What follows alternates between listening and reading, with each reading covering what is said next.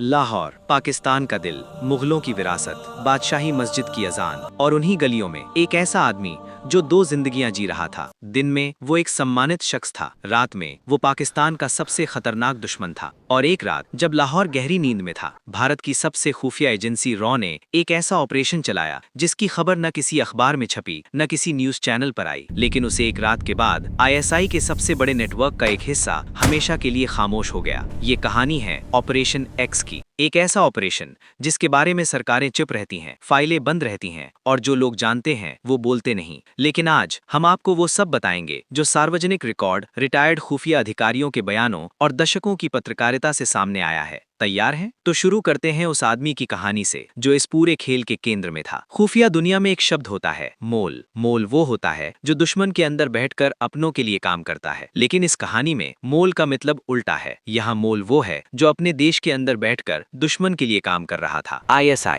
Inter services intelligence, Pakistan की सबसे शक्तिशाली खुफिया एजेंसी, दुनिया की सबसे खतरनाक इंटेलिजेंस सर्विसेज में से एक। ISI सिर्फ पाकिस्तान के अंदर काम नहीं करती, वो भारत में, अफगानिस्तान में, बांग्लादेश में, पूरे क्षेत्र में अपना जाल फैलाती है। और इस जाल का एक बहुत जरूरी हिस्सा होता है मोल। वो लोग जो भारत के अंदर बैठकर ISI को जानकारी देते हैं, भारत के सैन्य ठिकाने, राजनीतिक रहस्य, खुफिया एजेंटों के नाम। लेकिन इस कहानी में पासा उल्टा था। ISI के अंदर लाहौर में एक ऐसा इंसान था जो रॉ के लिए काम कर रहा था और ISI को इसका जरा भी शक नहीं था। ये वो मोल था जिसे ISI अपना सबसे भरोसेमंद समझती थी और वही सबसे बड़ा खतरा था। पहले समझते हैं रॉ को। Raw research and analysis wing 1968 में बनी भारत की बाहरी खुफिया एजेंसी। इसे बनाया था RN काव ने, रामनाथ काव, एक ऐसे शख्स जिनका नाम आज भी खुफिया दुनिया में सम्मान से लिया जाता है। रॉ का काम है भारत के बाहर जो हो रहा है उसकी जानकारी इकट्ठा करना, दुश्मन के इरादे भांपना और जरूरत पड़े तो ऑपरेशन चलाना। रॉ भारत सरकार के सीधे नियंत्रण में है, प्रधानमंत्री कार्यालय को रिपोर्ट करती है। लेकिन रॉ का काम कभी अखबारों में नहीं आता। जो ऑपरेशन सफल होते हैं वो गुप्त रहते हैं, जो नाकाम होते हैं वो भी गुप्त रहते हैं। यही है खुफिया एजेंसी का स्वभाव। लेकिन कभी कभी दशकों बाद रिटायर्ड अधिकारी कुछ बोलते हैं, कुछ किताबें लिखी जाती हैं, कुछ दस्तावेज सामने आते हैं और तब इतिहास के पन्नों से कुछ कहानियां बाहर निकलती हैं। ऑपरेशन एक्स ऐसी ही एक कहानी है। खुफिया दुनिया में एक सिद्धांत है, हमेशा दुश्मन के घर में अपनी आंखें रखो। रॉ ने यही किया। पाकिस्तान के अंदर लाहौर, कराची, रावलपिंडी, रॉ ने धीरे धीरे अपना नेटवर्क बनाया। ये काम आसान नहीं था। पाकिस्तान में ISI का डर था, हर जगह निगरानी थी, विदेशियों पर नजर थी। लेकिन रॉ ने जो तरीका अपनाया वो बेहद चालाक था। उन्होंने विदेशी एजेंट नहीं भेजे, उन्होंने पाकिस्तानी नागरिकों को ही एजेंट बनाया। वो पाकिस्तानी जो पैसों के लिए काम करते थे, वो जो भारत के प्रति सहानुभूति रखते थे, वो जो ISI से खुद नाराज थे, या वो जिन्हें रॉ ने किसी कमजोरी के जरिए अपने जाल में फंसाया। और इन्हीं में से एक था वो शख्स जो ISI के अंदर काम करता था। आइए उसे काल्पनिक नाम देते हैं, एजेंट अल्फा, क्योंकि उसकी असली पहचान आज भी वर्गीकृत है। एजेंट अल्फा ISI का एक मध्यम स्तर का अधिकारी था, लाहौर में तैनात। उसका काम था भारत से जुड़े मामलों पर नजर रखना, भारतीय एजेंटों को पकड़ना और भारत में ISI के नेटवर्क को मजबूत करना। यानी वो वही काम करता था जो रॉ के खिलाफ था। लेकिन किसी वक्त, और ये वक्त कब आया ये भी एक रहस्य है, अल्फा ने दूसरी तरफ कदम रखा। क्यों? खुफिया दुनिया में इसके कई कारण होते हैं। पहला कारण पैसा। ISI के अधिकारियों की तनख्वाह और रॉ की पेशकश में जमीन आसमान का फर्क था। दूसरा कारण वैचारिक मतभेद। कुछ लोग ISI की नीतियों से, खासकर आतंकवाद को समर्थन देने की नीति से, अंदर ही अंदर नाराज थे। तीसरा कारण ब्लैकमेल। रॉ को अल्फा के बारे में कोई ऐसी जानकारी मिल गई थी जो उसे मजबूर कर सकती थी। चौथा कारण व्यक्तिगत दुश्मनी। ISI के अंदर भी राजनीति होती है। शायद अल्फा को किसी ने नुकसान पहुंचाया था। लेकिन जो भी कारण था, एजेंट अल्फा काम कर रहा था रॉ के लिए, ISI के अंदर से। एजेंट अल्फा ने रॉ को क्या दिया? ये सोचिए, ISI के एक अंदरूनी आदमी के पास क्या होता है? भारत में ISI के एजेंटों के नाम, यानी वो पाकिस्तानी हैंडलर्स